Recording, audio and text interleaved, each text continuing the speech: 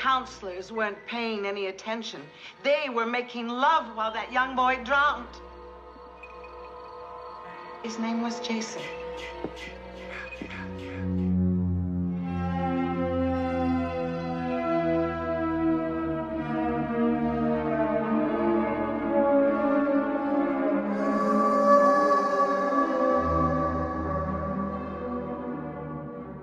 Welcome to Ghoul Radio, Episode 1.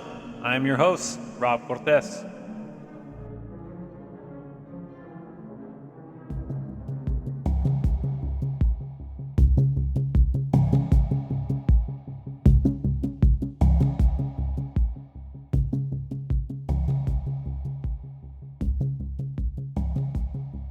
Welcome to Episode 1 of Ghoul Radio. I wanted to start the episode with a small background of myself. When I was about 9 years old, I was introduced to a Mexican program that was being broadcast through AM radio. And that program was called La Mano Peluda, which in English meant the hairy hand. The host would answer live calls from the public, and these calls were all about the supernatural. I was scared and also excited to hear every upcoming live episode on my Walkman. The show would broadcast between 10 p.m. all the way to 1 a.m., if I can recall. There was also a TV series that I would watch, and that show was called Tales from the Crypt. Also, my favorite books to read growing up were the Goosebumps books from R.L. Stine. Anyways, enough about me. Let me go ahead and say that I'll be having some surprises for the next episodes. Some special guests as well. That being said, let's get into the good stuff.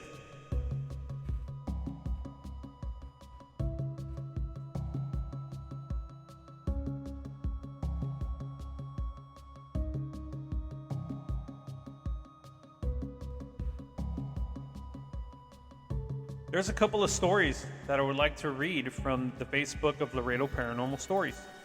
I reached out to them asking if they could share with Ghoul Radio some of their submissions, and they said yes.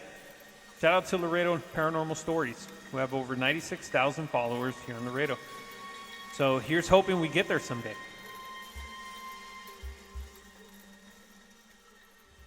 The Real Witch by Anonymous. This story is true. It might be coincidence, but any way you look at it, it's just plain odd. I was working at a trunking company down next to the river here in Laredo. I worked the graveyard shift, so most of the time I was always alone in the office, which was locked, but truck drivers could access the building, but they couldn't get to me unless I opened the locked door to the office. I had been asked by others that worked the graveyard shift if I ever encountered the old witch that visited after midnight, and I would always laugh it off and say no. No one but me here at that time. Then on a night in 2004, it was a really foggy night, and you couldn't even see 5 feet in front of yourself. I was really busy, as I remember, and out of nowhere, an old lady about 80 years old appeared at the business window, where truck drivers could come to turn in the paperwork or ask questions. She was really short and had rags for clothes. Her hair was all scraggly and unkempt. She stood at the window, and I thought she was coming to our vending machines to use, or the bathroom in the driver's room. She didn't say anything at first, but then she said to me, "I bet you don't believe in the tales about a witch that lives down by the river, do you?" I replied no and laughed. She pointed her gnarled finger at me and said, "You will believe after tonight." And again, I laughed at her and asked if there was anything I could do for her. She didn't say anything and turned away from my window and headed back towards the driver's lounge. Having my computer monitor right at the window and being able to see and hear everything or anyone enter the building or leave it, I never heard her enter, and then I never heard this woman leave either. Very curious as to where the woman went, I got up and left the office to see where she had gotten off to. I did not find her anywhere, and nothing seemed to be disturbed in the entire building. The next day, I mentioned the encounter to a fellow coworker, and he said, "You saw the real witch." I laughed it off and forgot all about it. 1 week later, I had the worst accident I've ever had, and perhaps the worst accident anyone could ever have. I lost both my legs and ended up blind after dying for over 15 minutes.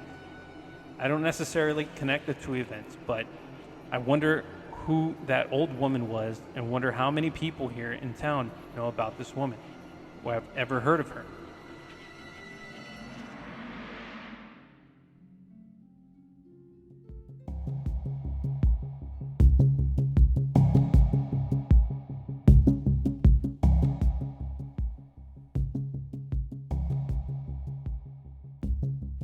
I don't know about you guys, but that ending escalated quickly. Sounds like this person had a near-death experience. But overall, the real witch was pretty creepy. And it was definitely a creepy situation. And the river has been linked to folklore dealing with witches. So if you or someone you know has experienced something similar, send us your stories to Google Radio or our social media pages, because we're everywhere like ghosts.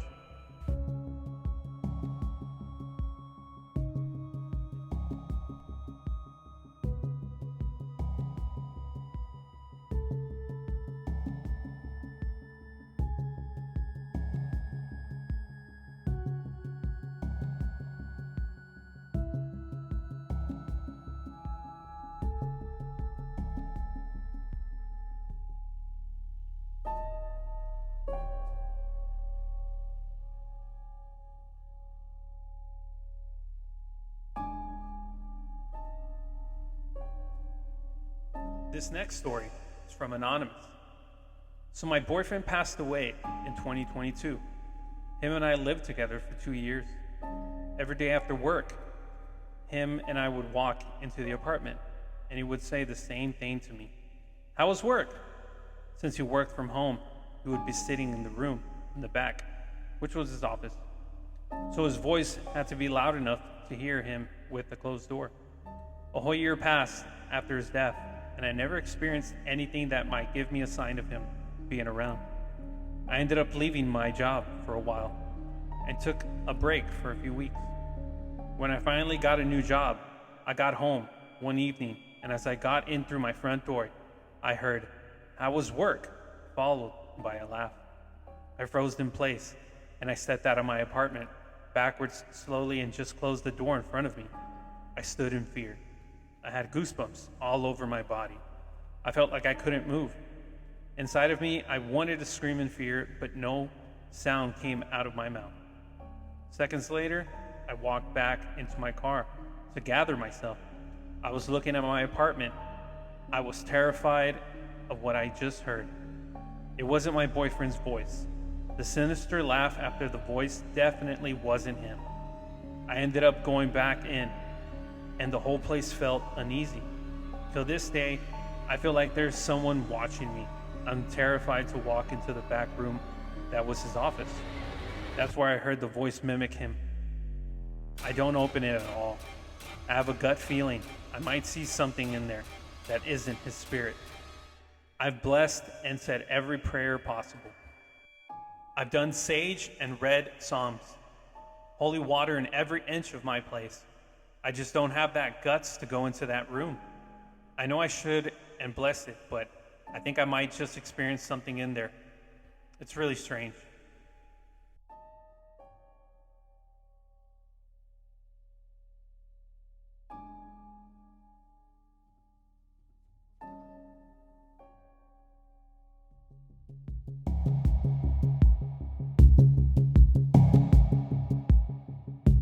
All right, first off, living alone and hearing laughter in your empty apartment is creepy enough.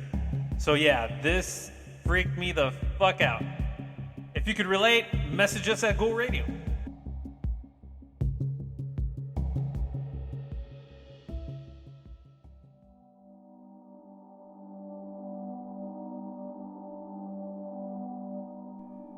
So the next story you'll hear was written by a local author who has done extensive research on the supernatural in our area. And guys, he's definitely Laredo's OG when it comes to the paranormal. 7 blocks north from the Boys Club is Park Street. If you follow it east for a few blocks, the street turns into Clark Boulevard.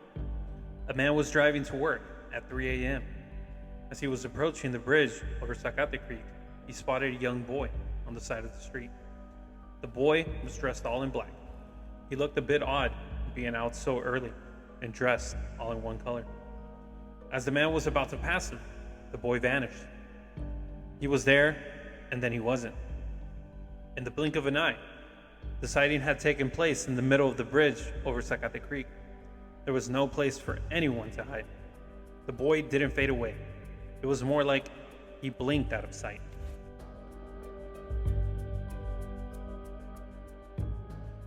That was a quickie, but it satisfied me. All right, moving on. If you've ever driven or lived by this area, have you ever seen this kid? Remember to let us know.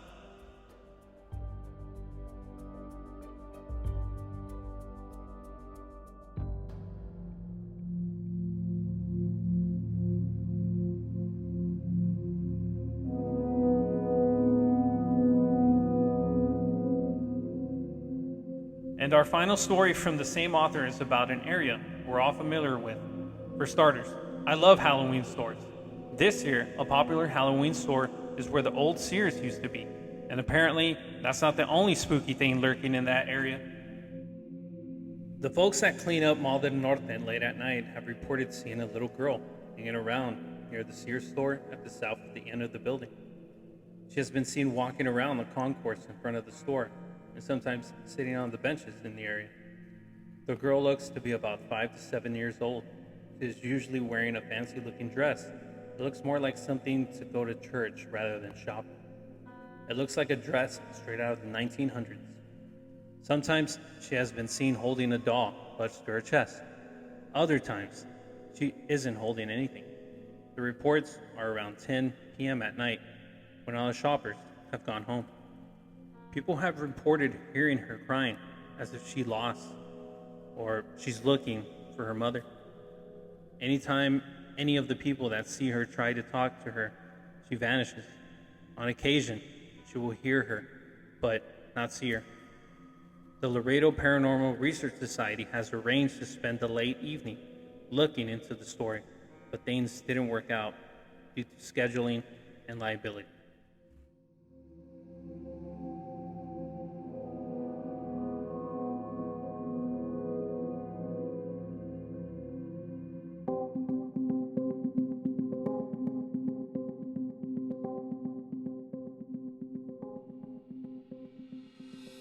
So those are the stories I chose for episode 1. I thought they were all ghastly, and it's also creepy to think that all this is happening right here at home. Please submit your stories to ghoulradio956@gmail.com. And who knows, the next story I'll be reading could be yours. In the meantime, prepare yourself for episode 2.